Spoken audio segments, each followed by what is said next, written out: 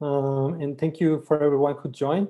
My name is Edgar Martinez, and as we reviewed today, we are going to talk about enterprise workflow solutions with SAP Cloud Platform. So let's get started, and then let's see what we are going to cover today. First, I would like to start by a more general view and seeing how to know if you, in particular, need a digital workflow solution in your company. From there, we will jump to SAP Cloud Platform in the SAP Cloud Platform workflow solutions. We will also give a jump start on how you can start implementing the workflow solution. We will share some tips based on the experience that we have. And we will have also a session of Q&A, and we will share some contacts and credits at the end. Perfect. So now let's get started. And the first part of it is how to know if you need a digital workflow solution in your company. So what we have found out is that a simple yet effective way of doing this is if while you are in a meeting or maybe checking your inbox or just by performing your daily activities, you are facing one of the following questions. Something that I would like to say about these questions is that we are underlying here a particular business object, but this can apply to many. So it's more like the general question that is there. So for example, the first one is one of my favorites. I was once in a project where we were digitalizing the invoices for a big company in the food industry. And they always told us that those invoices really needed to be paid. Otherwise, since all the critical aspects of the operation were being paid through this system, if they weren't, then the whole operation would stop. So one of these questions then is that important invoice paid yet? It might be also the case that the company has hired some services or perhaps purchased a product, but we are waiting on that important invoice to be paid, so we can get access to those. So definitely one of these questions would be it. And as I said, we can be talking about invoices, maybe deliveries, but definitely any other object can fit on this question, right? The next one would be, why does this investment document not have all the required pre-checks? So perhaps we are on a investment approval committee, and we are trying to process each of the investments that we get. And sometimes for an investment to get to us, it needs to have a set of prerequisites. So it would be the case that if these investment proposals are getting to us and do not comply to all the requirements, then we might be missing something there, right? Another example would be, why hasn't my new specialized equipment arrived yet? So maybe we entered the procurement process in the company. We are waiting on this specialized equipment, or maybe just a computer so we can start working remotely, but somehow we haven't received it yet. So not getting to know that is definitely another symptom that we might need a digital workflow solution in the company. What about trying to fulfill positions in the company? Maybe we have some candidates, or maybe we are working with someone in the HR department, and then they are wondering if they should be getting more candidates, if the position is already fulfilled, meaning that we have decided for one of them or more, but how do they know, right? So that they can have access to that information would also make sense in our scenario. Maybe our company is also creating projects, IT projects for other companies. So how do we know that a particular project should be approved and we should move forward with it? So if we are making all of these questions, or any, then most probably we need this kind of solutions. Another question or another set of questions could be, who decided this, when, under what basis, why didn't we communicate better, perhaps, why is it incomplete, or why is it not in time, right? So if we ever face any of these questions in basically any context in the company, maybe we have experienced them, or maybe we will in the future, but all of these questions are indicative that we might need a workflow solution in the company. Okay, perfect. So now that we know how to uncover the need for this type of solutions, we can see also what would be the benefits of having this type of solution in the company. So the first one and the most evident would be automating and streamlining repeatable business tasks and decision making. So this means that by implementing this kind of solutions, we will have a clear framework, and our processes will be working in such a way that everything is streamlined. So we won't skip any step.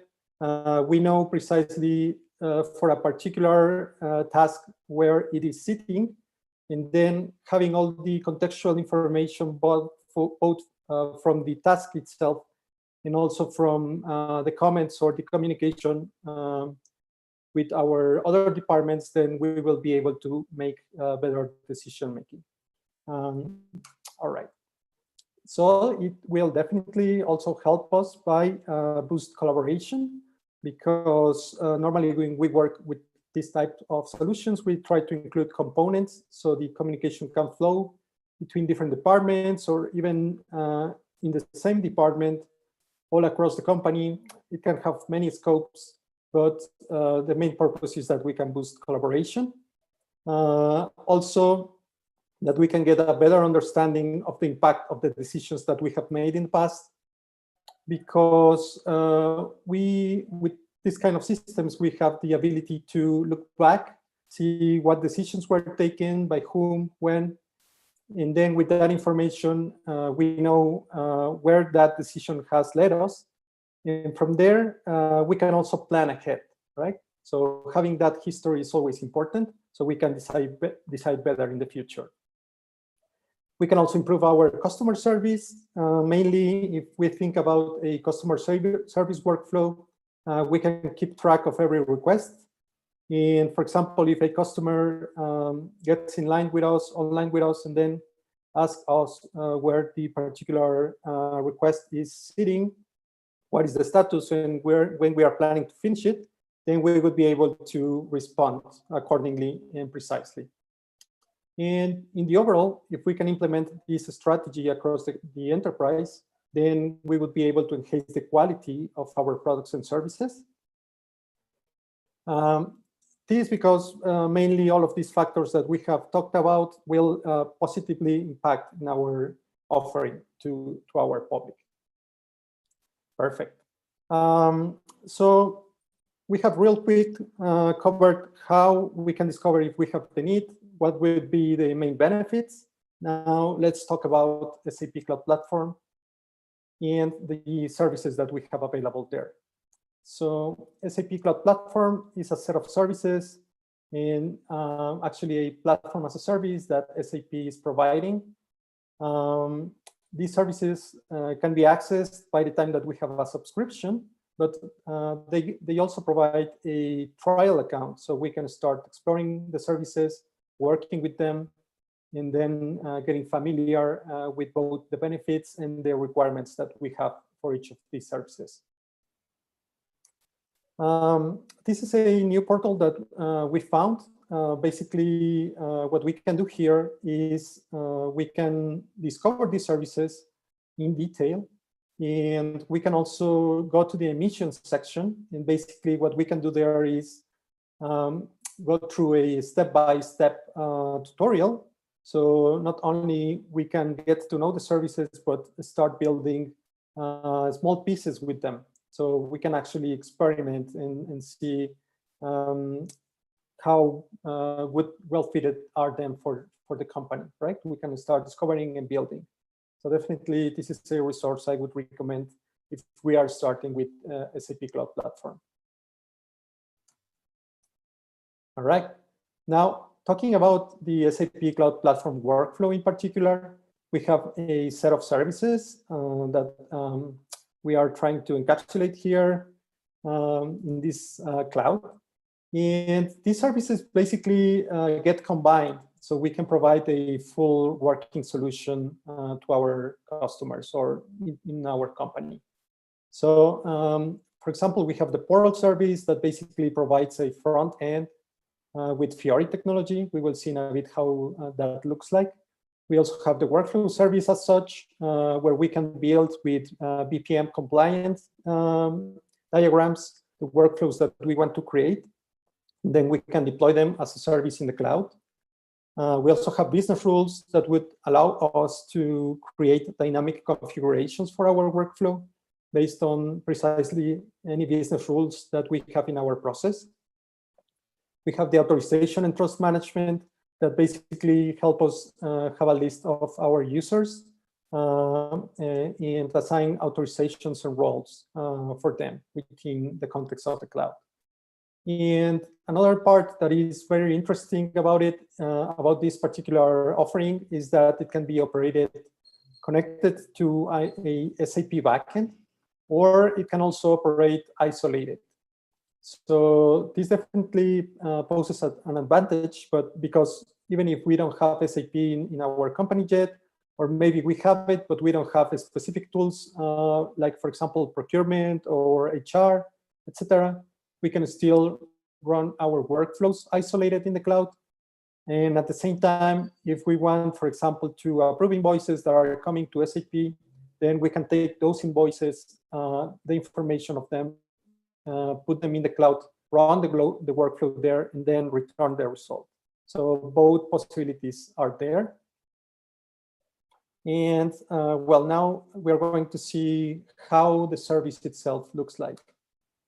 So if we as end users saw the solution, we would be seeing this screen. It's basically a Fiori screen. Fiori is the design language that SAP is adopting and promoting, because basically they created it. And the different pieces are thought so they can be, or they can improve the user experience of our users. So basically, everything remains coherent and delightful.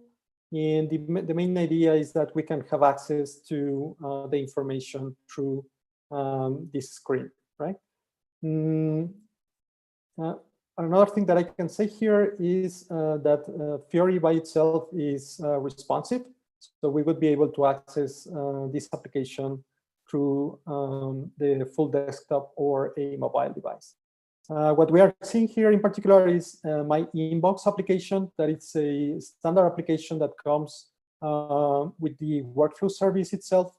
And at the same time, we have the freedom, and actually we need to program what we are seeing on the right side of the screen.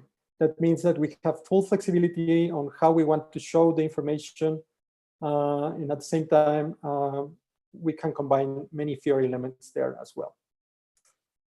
Right, so as I said, we can have it also in a mobile presentation, and that's basically how it looks like. If we saw the tools in particular, and how we can use them to create these services, we would see, for example, these tools. This in particular is the Web IDE. That is a IDE that is accessible in the cloud. And what we are seeing here is how we can diagram our workflows. As I said, this is BPM compliant. And the main idea is that we can create tasks for the users to access. We can also have tasks to manipulate the data within the workflow. We can also call different services, or we can send email notifications from the tool itself. So all of this is possible. We can create the logic that we need. And once that we have finished working with our workflow, then we can deploy it to the cloud, and then at runtime we can access this portal that we are seeing here. So the portal basically presents the user with different options represented by tiles, and these tiles are applications themselves. So the three applications that are standard that come with the workflow service are my inbox, as we saw. We also have the workflow definition, where we can see the different workflows that we have deployed, and we can also monitor our instances here in the workflow instances.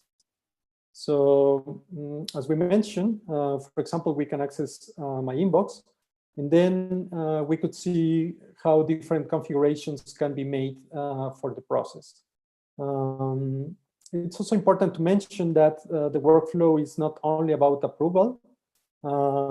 What I mean to say is we can actually automate different business processes, input data, and then once that we have finished with one of these processes, then the next person can either complement the data, or they can also, complete the data. They can also see a description. Maybe the next person is an approver, and they can approve or reject, or perhaps execute some other actions. So all of those possibilities are available for us there directly on this application.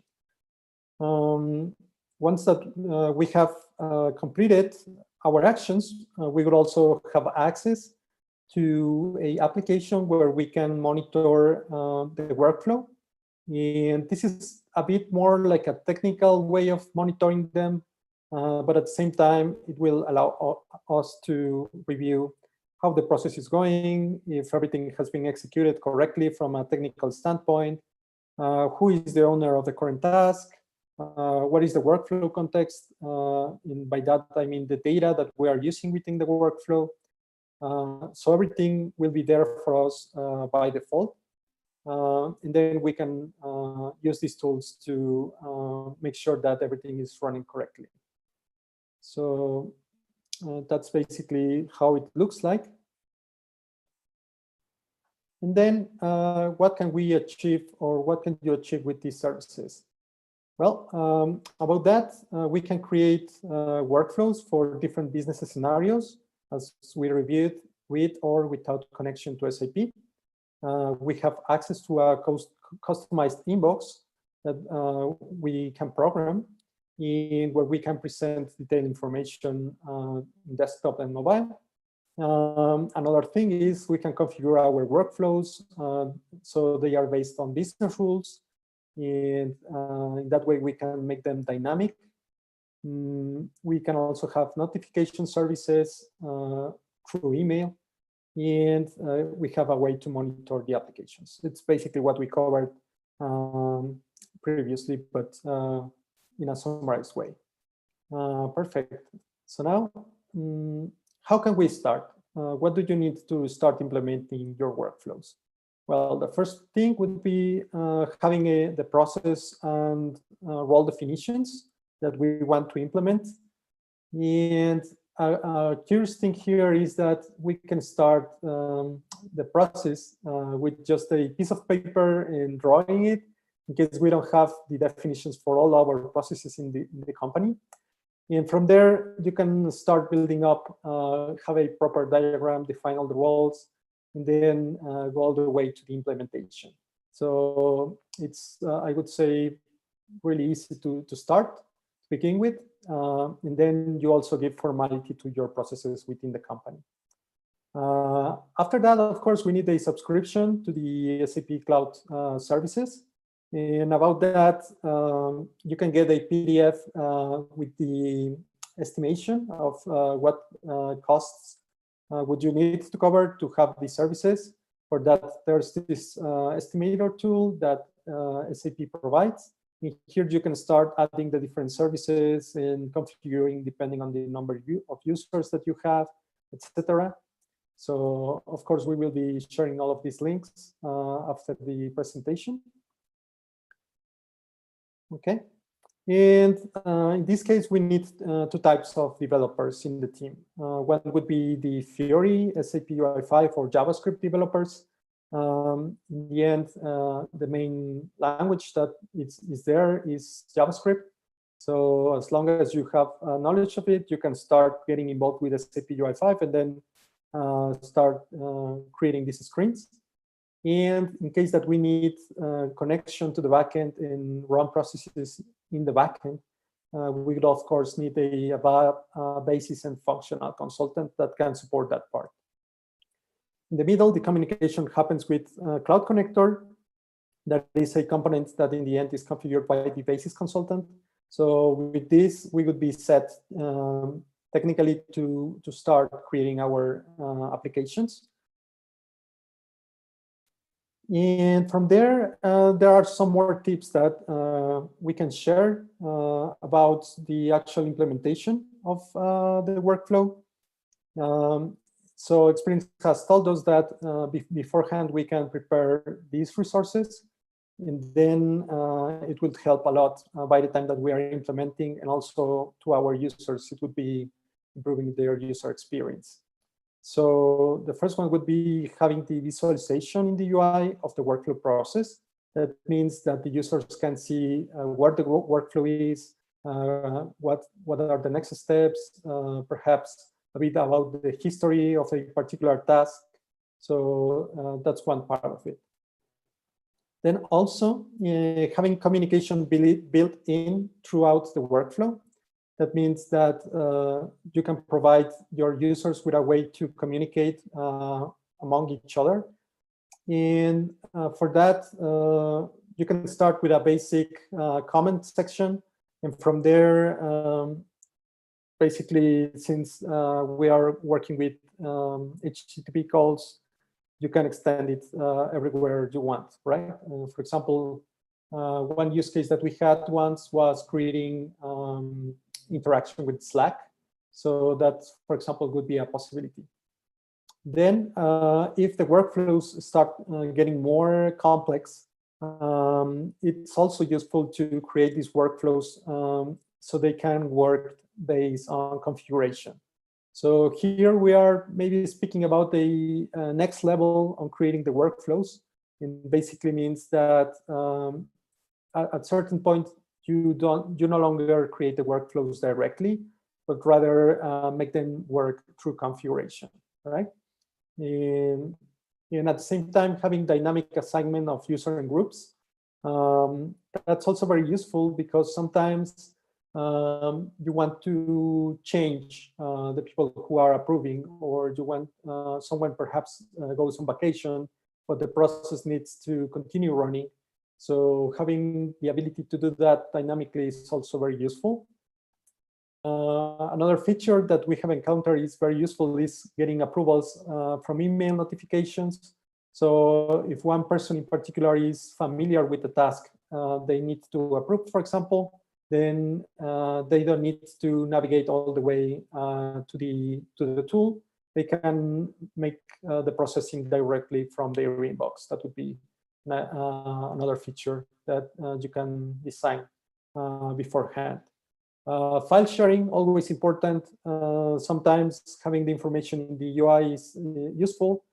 Some other times, for example, if we are talking about financial processes, there are a lot of numbers there, and some of the best ways that we have found is attaching the Excel file, for example, and perhaps giving pre-processing of that file so you can show the KPIs, but still keep the details. That definitely would help a lot. Having guidelines and how-tos in the application. It's very useful because when people is starting with the tool or a new user is getting onboarded, then they would know how to use it, and at the same time, what are the guidelines. So that is another tip. And finally, also having in mind the integrations that you want to make from the beginning.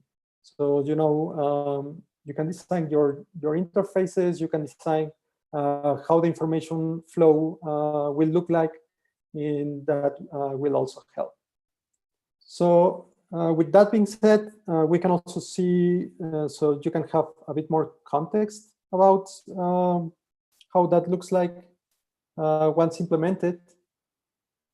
And here we prepared a small task that basically includes a good deal of these features that we saw. And something else to talk about here is that it's also useful, for example, for debugging purposes, or just for the user to make reference of a particular workflow instance, that you can include that accessible to the user. So whenever they need support, you know exactly where to look at, right? So for example, here we are seeing one user interface where we have the basic data of the task in the main screen. We created a small notification system, so in case you have messages, you can click that link and go and see the messages that you have. We also have some guidelines here. Maybe you want to include some video or just have a document so the users can review it. As I said, the basic way of communicating would be having comments for a particular task instance. Sharing files, also useful, and having the approval steps accessible to the users, right? So for example, here we are seeing that we have a linear process that 2 approvers have already approved, and those would be represented by the green circles. And then we can also see when was it approved, by whom, which were the comments, if any, that this person had. And in this way, we would have like a whole context of what is going on with our tasks just by looking into the different options on the screen. As I said, you can also implement approval from the email inbox. Perhaps, as we can see here, some workflows that are run through configuration. For example, here we have a workflow that runs for region Americas. And basically here we have the approval hierarchy through business rules. That means we can change that in a runtime. The workflow would adapt to these changes. And then, for example, here we have different approval groups. These groups would include different users. And for example, here we are grouping users who would approve, who would just add comments, and for example, the administrator user. So that means for a single step, there might be different roles. And that is useful, for example, if the approver takes more time than needed to approve, then it can go to the supervisor, or perhaps we can swap the user in case they are going on vacation, and we can put someone else there so they take care of tasks, etc. So definitely having that in configuration is also very useful.